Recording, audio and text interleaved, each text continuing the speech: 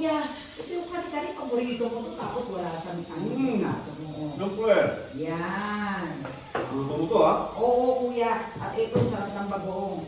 Oh, Kuya. kuya. Eh, kapag ako kuya. Mm. Yung ating tanin na sa probinsya, eh, pwede na sa kanin.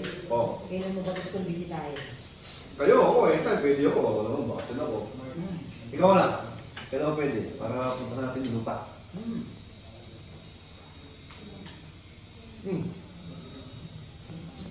Ayaw mo yung ulam?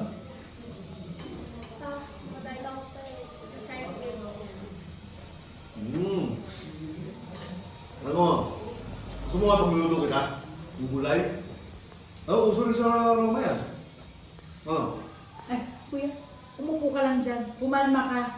Naginati lang tong anak mo. Vegan daw siya. Eh kung sana, dinalan mo na lang yan ng bagnet na putok-batok ng vegan. Vegan din yun, di ba? Hindi.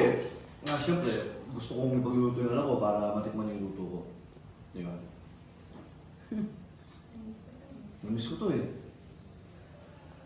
Pa, yung so predictable. Panood ko na yun.